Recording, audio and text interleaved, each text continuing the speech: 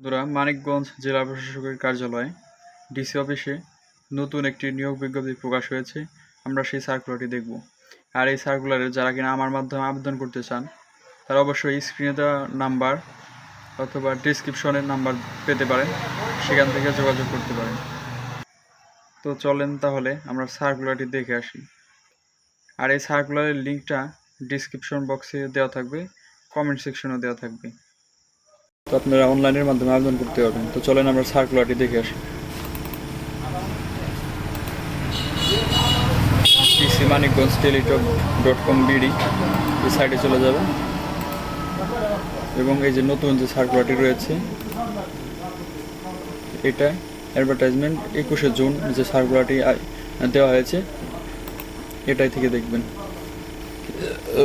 ভূমি মন্ত্রণালয় মাঠ প্রশাসন শাখার 18 আগস্ট 2024 তারিখের জাতীয়তনামা সড়কের ছাড়পত্রের নির্দেশনা অনুযায়ী জেলা প্রশাসকের কার্যালয় মানিকগঞ্জের রাজস্ব প্রশাসনের অধীন নিম্নবর্ণিত শূন্যপদে অস্থায়ী ভিত্তিতে নিয়োগের মাধ্যমে পূরণের নিমিত্তে মানিকগঞ্জ জেলার স্থায়ী বাসিন্দাদের অর্থাৎ মানিকগঞ্জ জেলার স্থায়ী বাসিন্দাদের নিকট হতে নিম্নবর্ণিত শর্তে অনলাইনে টেলিটকের ওয়েবসাইট থেকে নির্ধারিত সময়ের মধ্যে আবেদন আহ্বান করা যাচ্ছে।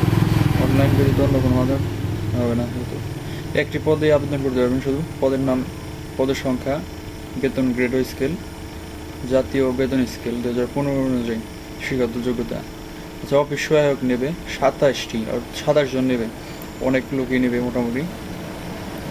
গ্রেড হচ্ছে 20, বেতন স্কেল 8,250 টাকা থেকে 20,010 টাকা। এর সাথে আপনারা বিভিন্ন ভাতা পাবেন। তারপর কোনো স্বীকৃত বোর্ড হতে ন্যূনতম দ্বিতীয় বিভাগ বা সমমানের স্কুল সার্টিফিকেট বা সমমান পরীক্ষা উত্তীর্ণ।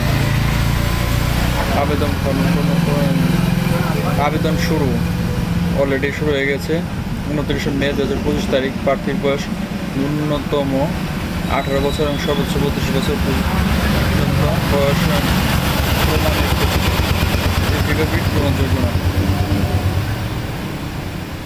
এই নিয়োগিত আচ্ছা, যেগুলো দরকার সেগুলোই শুধু। চাকরির জন্য আবেদন আগামী যে এটা তো বললাম 10টা হতে 21শে জুন